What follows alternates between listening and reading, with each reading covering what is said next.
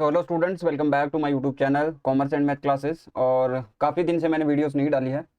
और मैंने आप लोगों को जो लास्ट टाइम जो है एक बुक का पूरा पूरा जो है करवा दिया था। अब हम जो बात करने वाले हैं आज कुछ और क्वेश्चंस की। वैसे हमने आप लोगों को पहले ही बता दिया कि एमसीक्यू बैच वो है वो चल रहा है, उसमें 150 क्वेश्चंस हो गए। और जितने भी क्वेश्चंस अवेलेबल हैं जहाँ पे आप देखते हो टेलीग्राम पे, उनका सबका सोल्यूशन वहीं पे मिलेगा आपको। सबसे इम्पोर्टेंट चीज़ ये होती है कि एमसीक्यू का ये है कि जब मैं एमसीक्यूज करवाता हूँ तो आप लोगों को पता भी है कि सारी चीज़ें उसमें जो है हम लेके चलते हैं। आपका कोर्स करवाना एक बहुत जल्दी हो जाता है, लेकिन आपके एमसीक्यूज में बार-बार वही चीज़ें रिपीट करके आपको बताना, ठीक है? तो वो एमसीक्यू बैच बहुत इम्पैक्ट डालता है। और जैसा कि हम हमें सबको पता है कि अगर आपने ज़्यादा एमसीक्यूज बताए तो आप अंडरस्टैंडिंग अच्छी कर पाओगे क्वेश्चंस की, ठीक है? तो हमारे जो है एप्लीकेशन पे फुल कोर्स, क्रैश कोर्स और एमसीक्यू बैच स्टार्टेड है। अब आगे जो है कॉमर्स के जो स्टूडेंट हैं उनके लिए कौन सी वैकेंसीज आने वाली है उनके ऊपर भी हम बाद में डिस्कशन करेंगे। आज की क्लास इसी पे रखते हैं, 50 क्वेश्चन को सोल्व करेंगे। चलिए शुरू करते हैं। हालांकि ये क्वेश्चन आप बार बार देखते हो, बेसिक क्वेश्चन है बिल्कुल। और जैसे भी क्वेश्चन रहेंगे, हार्ड हो बेसिक हो, लेकिन मैं कहूंगा कि आप अगर एमसीक्यूज के माध्यम से अपनी प्रैक्टिस कर रहे हो तो अगर 30 क्वेश्चन आते हैं तो 22 से 25 आराम से सोल्व कर जाओगे, ठीक है? क्योंकि वहां पे लैंग्वेज का खेल है। फर्स्ट क्वेश्चन क्या बोलता है कि प्रत्यक्ष व्यक्तिगत अनुसंधान के संबंध में निम्नलिखित गुण हैं। अगर गुणों की बात करें तो एकरूपता और लोचशीलता, फ्लेक्सिबिलिटी और होमोजेनिटी तो होनी चाहिए, और शुद्धता, रिलायबिलिटी और प्योरिटी होनी चाहिए, सूचनाओं की विश्वसनीयता होनी चाहिए। तो डी आंसर इसमें आ जाएगा, आपका डी आंसर सही हो जाएगा। आगे बात करते हैं, संगणक 2018 का क्वेश्चन है, प्राथमिक संग्रह की रीति है। तो ये तो कोई भी बता देगा कि जहां पे पब्लिकेशन आएगा वहां पे आपका ये आंसर नहीं होगा। प्रकाशित स्रोत जो है सेकेंडरी में आते हैं, प्रकाशन जो भी होता है। अप्रत्यक्ष मौखिक अनुसंधान आपका क्या हो जाएगा, राइट आंसर हो जाएगा। आपको विधियां वगैरह सारी चीजें ध्यान रखिए। हालांकि इन जो बेसिक्स जो चैप्टर्स हैं उनमें से एक दो क्वेश्चन ही देखने को मिलेगा आपको। प्रश्नों की ऐसी सूची जिसका उपयोग जो है अनुसंधानकर्ता द्वारा क्षेत्र में जाकर किया जाता है। तो बेसिकली ये अनुसूची होती है, शेड्यूल जिसको हम बोलते हैं, जहाँ पे आपके पढ़े लिखे लोग होंगे, ठीक है, और विस्तृत क्षेत्र होगा, और जो लोग हैं अपने कर्तव्यों के बारे में जानकारी रखते होंगे, वहां पे आप प्रश्नावली से भी काम चला सकते हो। लेकिन यहाँ से बोला है कि जो प्रश्नों की ऐसी सूची जिसका प्रयोग अनुसंधानकर्ता द्वारा क्षेत्र में जाकर किया जाता है, तो वो क्या होती है, अनुसूची होती है। नेक्स्ट देखिए, में आवश्यक जानकारी स्वयं सूचकों द्वारा भरी जाती है। किसके द्वारा भरी जाती है? सूचकों द्वारा भरी जाती है। अगर हम सूचकों की बात करें, जो सूचना देने वाले हैं उनके द्वारा भरी जाती है, तो वो क्या हो जाएगी, प्रश्नावली हो जाएगी। आगे देखते हैं, प्राथमिक संकों के संग्रहण की त्वरित विधि क्या है? तो दूरभाष विधि हो जाएगी। दूरभाष से हम साक्षात्कार जल्दी कर सकते हैं, दूरभाष से।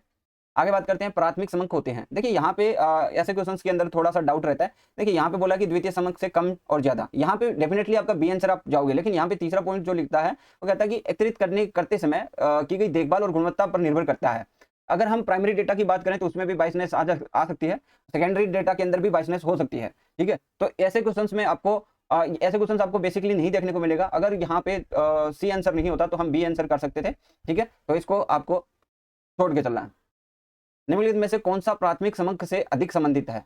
अगर आपके बात करें अधिक संबंधित, तो शीघ्र प्राप्ति तो नहीं हो सकती, प्राइमरी डेटा है, आपको जाके कलेक्ट करना पड़ेगा, ठीक है? तो अधिक विश्वसनीयता हो जाएगा, बी आंसर आप लोग इसमें सही करोगे। प्रश्नावली सर्वेक्षण विधि प्रयोग किसके संग्रहण करने हेतु किया जाता है? कैसे जो डेटा है उसका संग्रहण करने के लिए हम इसका यूज करते हैं? तो बहुत ही बेसिक क्वेश्चन है। हम प्राइमरी डेटा के लिए इस विधि का प्रयोग करते हैं। प्राथमिक समकों को संग्रहित करने के जो उपकरण है उनकी बात करें, प्रश्नावली विधि है, साक्षात विधि है, प्रायोगिक विधि है। तो ये सभी विधियां आपके पास अवेलेबल है प्राइमरी डेटा के लिए। कौन सा जो है द्वितीय समकों का स्रोत नहीं है? सरकारी दस्तावेज होते ही हैं, ठीक है, पत्र पत्रिकाएं होते हैं, ये भी होंगे, ठीक है, और समाचार पत्र भी हैं। ऑब्जर्वेशन की अगर हम बात करें तो ये हमारे नहीं होते, ये प्रकाशन ही है, हमें ऑब्जर्व करने पड़ते हैं खुद को ही, तो ये प्राइमरी डेटा के रूप में आते हैं। प्रत्यक्ष व्यक्तिगत यानी डायरेक्ट इंटरव्यू की बात करें, जो डायरेक्ट पर्सनल इंटरव्यू जो होता है उसकी बात करते हैं, के माध्यम से संकलित प्राथमिक समकों के लिए उपयुक्त होते हैं। व्यापक अध्ययन, गहन अध्ययन, ए व बी दोनों। देखिए गहन अध्ययन के लिए हमारे पास जो है ये प्रत्यक्ष जो इंटरव्यू होता है, पर्सनल इंटरव्यू, ये इंपॉर्टेंट होता है, ठीक है? बी आंसर इसमें सही करोगे। नेक्स्ट देखते हैं, प्राथमिक संकों का संकलन निम्नलिखित में से किस रीति द्वारा किया जाता है? प्रत्यक्ष, व्यक्तिगत, अप्रत्यक्ष, दूरभाष। तो ये तो डी आंसर हो जाएगा। अवलोकन व सर्वेक्षण यानी आपके ऑब्जर्वेशन और सर्वे अनुसंधान विधियों से संग्रहित आंकड़े होते हैं। अगर हम बात करें अवलोकन के, पहले ऑब्जर्वेशन की हम बात कर चुके हैं, तो आपके ए आंसर हो जाएगा, प्राइमरी डेटा। प्रश्नावली तैयार करने में निम्नलिखित किन बातों का ध्यान रखना चाहिए? एक तो आकार छोटा होना चाहिए, अगर हमें जो है सरल, स्पष्ट और सूक्ष्म प्रश्नों का जो समावेश करना चाहिए, और इनकी जो है क्रमबद्धता भी होनी चाहिए, यानी सीक्वेंस में होने चाहिए क्वेश्चन, ठीक है? तो आपका डी आंसर हो जाएगा। अन्वेषण उद्देश्य निश्चित कब किए जाते हैं? जब हम अन्वेषण की बात करते हैं, उसके जो देखिए यहाँ पे डायरेक्टली आपको दिया हुआ है ऑप्शन, उस ऑप्शन से भी कर सकते हो। जब हमें अन्वेषण करना है और उनके उद्देश्य निर्धारण करने तो हमें पहले करने होंगे, है ना? आप ये बताइए कि डेटा को कलेक्ट करने से पहले आप डेटा को कलेक्ट करने के बाद सोचोगे कि अब इनका क्या करना है? आप ये सोचोगे ना, हमें इस चीज़ का, इस तरह की जो चीज़ें हैं वो कलेक्ट करनी है, तो उद्देश्य पहले डिफाइन करोगे कि हमें ये डेटा क्यों कलेक्ट करना है, ठीक है? फिर उसके बाद उसका जो है प्लानिंग होगी भी, हमें कैसे डेटा को कलेक्ट करना है, ऑब्जेक्टिव्स जो होंगे वो आपके पहले ही आ जाएंगे, है ना? तो आंकड़ों के संकलन से पूर्व की बातें होती हैं। अग्रिम सर्वेक्षण किसमें सहायक होता है? सर्वेक्षण के समय अनुभव की गई कठिनाइयों को मुख्य सर्वेक्षण के दौरान, ठीक है? तो देखिए, जो एडवांस जो सर्वे होता है ना, उसका क्या होता है कि वो देखते हैं कि हमें जो डेटा कलेक्ट करना है उसमें किस तरह की समस्या आ सकती है, कैसे जो है लोगों को ट्रेन करना है उस डेटा को कलेक्ट करने के लिए, तो उसके लिए एडवांस जो है सर्वे किया जाता है। तो एक तो ये होता है कि सर्वेक्षण के समय अनुभव की गई कठिनाइयों को सर्वेक्षण के दौरान दूर किया जा सकता है। कर्मचारियों को प्रशिक्षित करने में, प्रश्नावली के संशोधन में, भाई हमें जो क्वेश्चन लिए गए हैं वो सही है या नहीं है, उस हिसाब से तो डी आंसर इसमें सही हो जाएगा। नेक्स्ट क्वेश्चन की तरफ हम बढ़ते हैं। जब समंग किसी अन्य व्यक्ति द्वारा या अन्य एजेंसी द्वारा एकत्रित किए जाते हैं तब वे समंग कहलाते हैं। देखिए, वो उनके लिए तो क्या कहलाएंगे, आपके प्राइमरी डेटा, लेकिन हमारे लिए क्या हो जाएंगे, वो सेकेंडरी डेटा हो जाएंगे। प्रगणों को द्वारा सूचियां, अनुसूचियां भरना संग्रहण की किस रीति का प्रयोग किया जाता है? इसमें हम यूज करते हैं जब प्राइमरी डेटा को कलेक्शन करते हैं तब। स्कूल के प्रत्येक विद्यार्थी से उसकी अभिरुचि के संबंध में जानकारी प्राप्त करने के लिए कौन सी रीति प्रयोग की जाएगी? तो सिंपल सा क्वेश्चन है, हम जो है डायरेक्ट जो आपकी मौखिक अनुसंधान है वो कंडक्ट करा सकते हैं। निम्नलिखित में से कौन सा गुण अप्रत्यक्ष मौखिक अनुसंधान में सही है? यहाँ पे आपके पास 4 ऑप्शन दिए गए हैं, उसमें से बताना। देखिए, रीति के प्रयोग से समय, धन व श्रम कम लगता है, ठीक है? हम डायरेक्टली अगर किसी के पास जाएंगे तो हमारा टाइम और समय और धन तो ज़्यादा लगेगा ही। अगर हम अमौखिक करते हैं तो इसमें ये बचाव हो जाएगा। इस रीति का जो है विस्तृत क्षेत्र अनुसंधान में उपयुक्त है जहाँ प्रत्यक्ष संपर्क संभव ना हो। ये भी सही है कि भी ऐसी जगह जहाँ पे हम डायरेक्टली नहीं मिल सकते, और जो आपका जो एरिया स्कोप जो है आपका, वो आपका विस्तृत क्षेत्र है, तब भी हम ऐसे जो डायरेक्ट इंटरव्यू है वो नहीं कर सकते। इस रीति से विशेषज्ञों की सम्मति प्राप्त हो जाती है, उपयुक्त सभी। तो यहाँ पे आपके डी आंसर सही हो जाएगा। आगे बढ़ते हैं। एक आय चित्र में अपेक्षित बारंबारताएं समानुपाती होती है। देखिए, ये अगर हम इनकी बात करें, जो ग्राफिकल जो आपका प्रेजेंटेशन है उसकी बात करते हैं, यहाँ पे ये आपका नेक्स्ट जो चैप्टर है उससे संबंधित क्वेश्चन है। ये फर्स्ट हमारा तो है खत्म हो चुका है। तो अगर हम बात करें कि किसके समानुपाती होगी, जो आय बनेगा उसका, तो वो हमेशा ध्यान रखना कि आपकी ऊंचाई के समानुपाती होती है, ठीक है? अगर मैं यहाँ पे बात करूँ, देखिए शॉर्ट फॉर्म में मैं थोड़ा सा बताना चाहूँगा आपको। जब हम समकों को जो है चित्रों द्वारा प्रदर्शन करते हैं, तो हमारे पास देखिए एक विमा वाले चित्र होते हैं, एक विमा जिसमें लेंथ या विड्थ एक चीज़ ही मेंशन करते हैं हम। एक विमा वाले जो चित्र होते हैं हमारे पास, जो 1 डायमेंशन होते हैं एक विमा वाले, उसमें हम क्या करते हैं, या तो हम लेंथ को लेते हैं, ठीक है, या विड्थ को लेते हैं, या फिर हाइट को लेते हैं। तीनों में से एक ही चीज़ यूज़ करते हैं। जब हम 2 विमा वाले बात करते हैं, द्वि विमा के अंदर 2 डायमेंशनल जो होते हैं उनके अंदर, तो अब हम इसका जो है एरिया लेते हैं। एरिया का मतलब क्या है, एल गुणा एच, यानी हम लंबाई और चौड़ाई दोनों लेते हैं, या फिर लंबाई ऊंचाई लेते हैं। 2 आप जो है वेरिएबल्स जरूर लोगे, ठीक है? 3 विमा में अगर हम बात करेंगे, 3 विमा वाले जो होंगे उसमें हम किसका यूज करते हैं, वॉल्यूम का यूज करते हैं। एरिया क्या होता है, एरिया हमने देखा कि 2 भुजाओं का हो गया। वॉल्यूम की जब हम बात करेंगे तो हमारे पास तीनों चीजें होगी, एल गुणा बी गुणा एच, यानी आपकी चौड़ाई, ऊंचाई और मोटाई, ये सारी चीजें आपके सामने होगी। उनको मल्टीप्लाई करके हम वॉल्यूम निकालते हैं। तो 3 विमा वाले में वॉल्यूम चलता है। फिर एक और होता है पिक्टोग्राम, जिसके अंदर पिक्चर्स चलती है। कार्टोग्राम होता है जिसके अंदर मैप्स चलते हैं। 1 डायमेंशन के अंदर बहुत सारे जो डायग्राम्स है जो आते हैं, आपका सिंपल बार डायग्राम है, डबल बार डायग्राम है, मल्टीपल बार डायग्राम है, लाइन डायग्राम है, ठीक है, परसेंटेज डायग्राम है, सब डिवाइडेड बार डायग्राम है, परसेंटेज सब डिवाइडेड बार डायग्राम है, गेन और लॉस का आता है, डेविएशन का आता है, और गेंट चार्ट आता है, प्रोग्रेस वाला आता है ना। और 2 डायमेंशन के अंदर हम बात करेंगे तो आयत, वृत्त, वर्ग, ट्राइंगल, ठीक है, ये सारी चीजें आ जाएंगी। पिक्टोग्राम, हिस्टोग्राम ये भी है। और 3 डायमेंशन के अंदर हम बात करेंगे तो हमारे पास क्या आता है, क्यूब आता है, क्यूबॉइड आता है, शंकु आता है, बेलन आता है। यानी एक्चुअल में जो हम 2D और 3D पढ़ते हैं वो चीजें पर आधारित है। लेकिन अगर हम आंकड़ों पर, ठीक है, आंकड़ों पर ग्राफ द्वारा प्रदर्शित करेंगे तो आपको कुछ जो है विधियां मिलेगी। जैसे हिस्टोग्राम है, फ्रीक्वेंसी पॉलीगन डायग्राम है, फ्रीक्वेंसी कर्व है, ठीक है, कम्युलेटिव फ्रीक्वेंसी कर्व है, या जिसको ओजाई वक्र भी बोलते हैं, हम ओजाई कर्व बोलते हैं, ठीक है। ये सारी चीजें आपको देखने को मिलेगी। जब हमारा जो क्वेश्चन है वो क्या बोल रहा है कि आयत जो होता है उसके अंदर हम किसके समानुपाती लेते हैं, तो हम ऊंचाई के समानुपाती लेते हैं।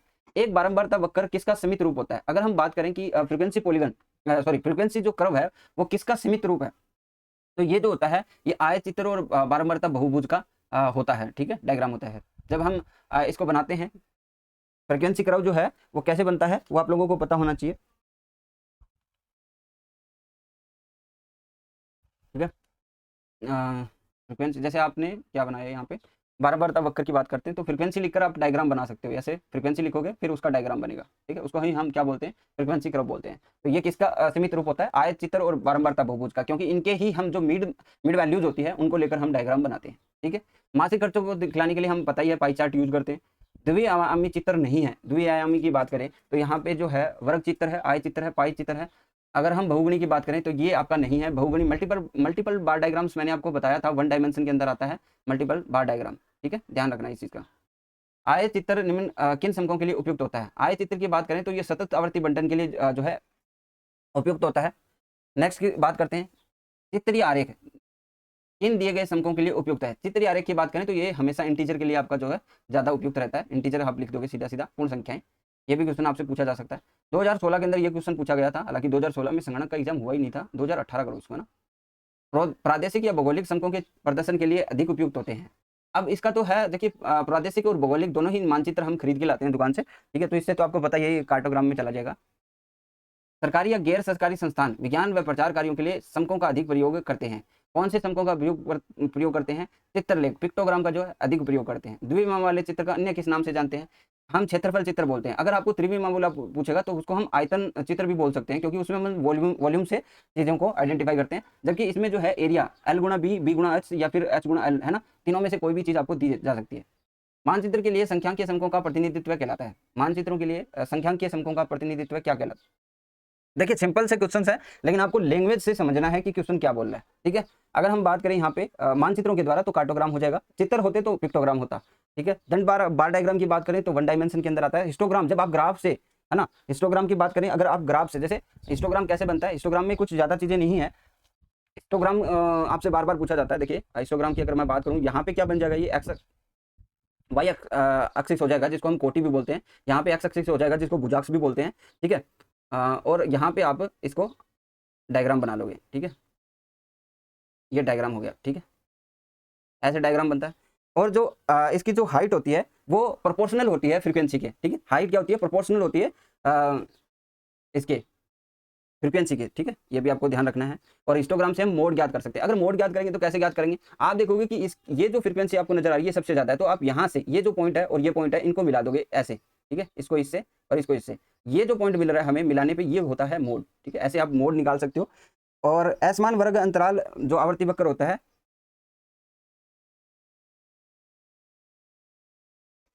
और ग्राफ से अगर हम इससे भी अगर मोड निकालते हैं तो वो गणितीय मान के इक्वल आएगा, ठीक है। और ये जो है असमान वर्ग अंतराल में भी निकाल सकते हैं। जबकि हम फ्रीक्वेंसी पॉलीगन पढ़ेंगे ना तो वो ओनली जो बराबर इंटरवल होगा ना, इक्वल क्लास होगी, उसमें ही निकाल सकते हैं, ठीक है। तो ये चीजें आपको थोड़ी थोड़ी ध्यान है।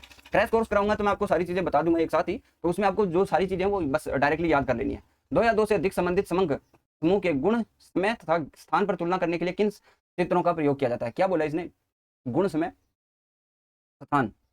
तो इसके लिए हम क्या करेंगे, बहुगणित दंड चित्रों का प्रयोग करेंगे, ठीक है। पाई चित्र और वर्ग दोनों में से कौन से, तो देखिए पाई चित्र और जो वर्ग है दोनों ही 2 डायमेंशनल है, ठीक है। 1 विस्तार वाले 2 विस्तार वाले हो जाएंगे। आगे बढ़ते हैं, चलिए आगे। एक कॉलेज के संपूर्ण विद्यार्थियों को उनकी कक्षाओं के आधार पर विभाजन करने के लिए एक दंड चित्र का प्रयोग किया जाएगा, ठीक है। एक दंड चित्र का प्रयोग किया जाएगा, तो उसमें क्यों होंगे, देखिए अब जो हम बना रहे हैं इसको आप समझना पड़ेगा। मैंने कहा ना कि इसमें जो सिर्फ आपको लैंग्वेज समझनी है, बाकी कुछ भी नहीं होता इस चीज़ों में। जब आपको ये डायग्राम पूछ रहे हैं ना, तब आपको क्या बोल रहा है, देखिए एक कॉलेज के संपूर्ण विद्यार्थी, एक कॉलेज के संपूर्ण विद्यार्थी, तो आप ये सोचिए कि कॉलेज में जो विद्यार्थी होंगे बीए में होंगे, बीकॉम में होंगे, बीएससी में होंगे, ठीक है, यही बात है। तो उनको हम एक ही दंड चित्र से दर्शाएंगे तो वो दंड चित्र कैसा बनेगा, ठीक है, वो आप समझना। अगर मैं एक ही दंड चित्र बनाता हूँ, ये दंड चित्र मैंने बना दिया, ठीक है। अब मुझे तीनों ही डेटा समझाना है, तो मैंने यहाँ पे इसको ऐसे बनाया, ठीक है। और इसको मैंने क्या रखा, ऐसे एक ही डायग्राम बना रहा हूँ मैं, और इसको हम फिल कर देते हैं ऐसे, ठीक है। आप फिल समझना, इसको पूरा जो है फिल। तो ये जो है इसको हम डिनोट कर देंगे कि ये जो फिल करा हुआ है ना, ये आपका क्या है, बीए के स्टूडेंट है। और जो इसमें सीधी लाइनों से बांटा हुआ है, ये आपका क्या है, बीकॉम वाला सेक्शन है। और ये जो है आपकी तिरछी लाइन वाला, ये बीएससी वाला है, ठीक है। मैंने एक डायग्राम से तीनों चीजों को दर्शाने की कोशिश करी है। तो ये क्या होगा, हमने एक डायग्राम को क्या कर दिया है, विभक्त करा है, वो भी अंतर विभक्त करा है, ठीक है। तो सी आंसर आप लोग इसमें सही करोगे। जब आप बहुगुण की बात करते हो ना, तो अलग अलग गुण लेते हैं, ठीक है, एक साथ, सरल तो होगा ही नहीं। और विचलन की बात करते हैं तो विचलन हम कोई संख्या से लेते हैं, दोनों को घटा के हम विचलन लेते हैं और उसका ही डायग्राम हम बनाते हैं, ठीक है। चलिए आगे देखिए, निम्नलिखित में से कौन सा एक विस्तार वाले चित्र नहीं होते, एक विस्तार वाले चित्र नहीं होते। तो देखिए रेखा चित्र तो एक विस्तार वाला है, बहुगुणी भी मल्टीपल बार डायग्राम एक में आता है, प्रतिशत अंतर विभक्त भी एक में आता है, आय चित्र जो होता है वो 2D है ना, 2D है। आय चित्र के साथ वर्ग, वर्ग के बाद आपके त्रिभुज भी आता है और ये वर्त भी आता है, ये सारी चीजें क्या है आपकी 2D है। आगे चलते हैं, रेखीय चित्र के माध्यम से किस श्रेणी को प्रस्तुत करना उपयुक्त नहीं होता। अगर हम बात करें रेखीय चित्र के माध्यम से तो इसमें क्या हो जाएगा आपका सतत श्रेणी, ठीक है, सतत श्रेणी उपयुक्त नहीं होता। आगे बढ़ते हैं, पद मूल्यों के अनुपात में, किसके अनुपात में, पद मूल्यों के अनुपात में लंबाई या ऊंचाई तथा समान चौड़ाई वाले चित्र बनते हैं। अब देखिए चौड़ाई सबकी समान है तो हमने पता है कि हम जो है डबल वेरिएबल तो नहीं ले रहे। देखिए अगर मैं मानूं कि मैंने एक चीज में इसकी ऊंचाई इतनी ली और इसकी जो चौड़ाई है वो ही दूसरे बार डायग्राम की है, तो मैं ये कह सकता हूं कि इसकी जो चौड़ाई समान है, इसका मतलब है हम वेरिएबल सिर्फ एक ले रहे हैं जिससे ऊंचाई ऊंची नीची हो रही है लेकिन चौड़ाई घट बढ़ नहीं रही है। इसका मतलब है एक ही वेरिएबल है हमारे पास और एक वेरिएबल के लिए हम क्या करते हैं 1D डायग्राम बनाते हैं। तो यहाँ पे रेखा चित्र दे रखा है और सरल बहुगुणी दंड चित्र दे रखा है, अंतर विभक्त दे रखा है, ठीक है। अंतर विभक्त तो हमें पता चल गया कि हमने जो है एक ही चीज लिया, या तो लंबाई लिया ऊंचाई लिया, अंतर विभक्त करा नहीं है, ठीक है। बहुगुणी के लिए हमारे पास गुण है नहीं, रेखा चित्र और सरल दंड चित्र में बताते हैं। तो रेखा में तो सिर्फ लाइन बनती है ना, और दंड अगर हमें बार बनाना है, हम चौड़ाई समान रखी है हमने, बार बनाया हुआ है, तो हमारे पास एक ही ऑप्शन बचता है जो है सिंपल बार डायग्राम। तो इसका बी आंसर हो जाएगा। 3 विस्तार वाले चित्रों में शामिल नहीं होता। तो वर्ग जो है 2D है, आपको बताया हुआ है, वर्ग जो है वो 2D है। आगे चलते हैं, औद्योगिक क्षेत्र में मशीन, अच्छा ये औद्योगिक क्षेत्र के लिए तो फिक्स ही होता है, ये क्वेश्चन आपको कहीं भी मिल जाए तो आपको पता ही है क्या उसका गैंट चित्र होता है। इसमें प्रोग्रेस वाला होता है कि हमने कितनी प्रोग्रेस करी है, क्या करी है, गैंट चार्ट होता है। आप ये कह सकते हो डे बाय डे की जो प्रोग्रेस होती है ना इंडस्ट्रियल एरिया में, उसके लिए हम रखते हैं। जैसे श्रमिकों की जो है इफिशियंसी, कितना काम करा है, कितना रह गया, वो सारी चीजें इसमें आती है। आंकड़ों का चित्र में प्रदर्शन कहलाता है, आंकड़ों का जो चित्र में प्रदर्शन है वो क्या कहलाता है, प्रस्तुतिकरण कहलाता है। चित्रों द्वारा प्रस्तुतिकरण की उपयोगिता का लाभ क्या है, तथ्यों को सरल एवं बोधगम्य बनाना, सही बात है। समय एवं शक्ति की बचत, हाँ। सूचना और प्रेक्षण करने में सहायक है, ठीक है, तो डी आंसर हो जाएगा। एक परिवार द्वारा विभिन्न मासिक व्ययों में संबंधित आंकड़ों के प्रदर्शन के लिए सबसे उपयुक्त चित्र क्या है, पाई चित्र है। दंड चित्र निम्न में से किस श्रेणी के लिए उपयुक्त नहीं होता। बार डायग्राम की बात कर रहे हैं, बार जो डायग्राम है वो किसके लिए उपयुक्त नहीं है। जब हम बात करते हैं सतत श्रेणी की तो इसके लिए उपयुक्त नहीं है। हम बात करें तथ्यों को समानता यानी होमोजेनिटी, सादृश्यता के अनुसार समूह या वर्गों में क्रमानुसार करने की क्रिया है। इसमें व्यक्तिगत इकाइयों की विविधता में पाई जाने वाले गुणों की एकता व्यक्त हो जाती है। इसको हम क्या कहते हैं, वर्गीकरण कहते हैं, क्योंकि यहीं पे हम बांट देते हैं। समूहों को प्रस्तुत किया जा सकता है, सारणियों के रूप में भी किया जा सकता है, चित्र के रूप में भी किया जा सकता है और बिंदु रेखा चित्र से भी किया जा सकता है। तो सभी से किया जा सकता है, डी आंसर आप लोग सही करोगे। किसी स्थान विशेष की जनसंख्या, लिंग और साक्षरता के आधार पर किया गया वर्गीकरण क्या कहलाता है। हमने क्या करा है, कुछ स्पेसिफिक चीजें ली है, उसके अनुसार इनका वर्गीकरण करा है। तो हमने क्या क्या लिया, देखिए एक तो लिंग लिया यानी आपका सेक्स लिया है कि कौन सा है, मेल फीमेल। फिर साक्षरता यानी जो एजुकेशन लेवल है उसकी बात कर रहे हैं, आधार पर वर्गीकरण किया। तो हमारे पास जो है क्या हो गया, बहुगुणी वर्गीकरण हो गया। हमारे पास जो अलग अलग क्वालिटी होगी इनकी। इस श्रेणी के अंतर्गत वर्ग की ऊपरी सीमा और अगले वर्ग की निम्न सीमा एक समान होती है। ये भी सिंपल सा क्वेश्चन है जो आपकी क्या बोला हुआ है कि एक समान होती है। देखिए यहाँ पे हम समावेशी की बात करते हैं तो अपवर्जी श्रेणी हो जाएगी, दोनों में इक्वल होती है। चलिए आगे देखिए, एक उत्तम सारणी में निम्नलिखित में से कौन सा गुण लक्षण होना आवश्यक है। उत्तम सारणी में क्या बोला हुआ है, सभी समकों की व्यवस्था तुलनीय हो, समकों के प्रस्तुतिकरण में स्पष्टता होनी चाहिए, उचित आकार एवं आकर्षक होना चाहिए, सभी दे रखा है इसमें। तो जब समकों का वर्गीकरण करना केवल वर्णात्मक विशेषताएं या गुणों के आधार पर करना हो तो उसे हम क्या कहेंगे। देखिए जब अगर टाइम के हिसाब से करना हो तो क्या हो जाएगा, काल क्रमात्मक हो जाएगा यानी क्रोनोलॉजिकल हो जाएगा, ठीक है। और अगर हमें जगह के स्थान के हिसाब से करना हो तो हम क्या करेंगे, भौगोलिक वर्गीकरण करेंगे। अब हमें वर्णात्मक रूप से करना है विशेषताओं के आधार पर, तो ये क्या हो जाएगा, गुणात्मक हो जाएगा। ये आंसर आप लोग सही करो। संचयी आवर्ती बारंबारता बंटन में आवर्तियों को रखा जाता है। संचयी आवर्ती बंटन है उसमें हम किस रूप में रखते हैं आवर्तियों को, तो हम इसमें क्या रखेंगे, संचयी रूप से रखेंगे। किसी की अंतराल की वर्ग सीमाओं के बीच की दूरी क्या कहलाती है, वो तो आपको पता ही है क्या कहलाती है, इसमें कोई कंफ्यूजन नहीं रखना। वर्गांतर जो होता है वही कहलाता है। देखिए क्लास इंटरवल कहलाता है वर्गांतर। देखिए ये जो है हमने 50 क्वेश्चन सोल्व करे हैं और जो भी स्टूडेंट है एमसीक्यू बैच लेना चाहता है वो नीचे डिस्क्रिप्शन में आपको सारी डिटेल्स मिल जाएगी, एप्लीकेशन डाउनलोड कर लेंगे, लिंक मिल जाएगा, फिर आप मुझे व्हाट्सएप पे जाके बातचीत कर सकते हो। बाकी अपडेट्स के लिए आप हमारे साथ जरूर जुड़े रहें। Thank you.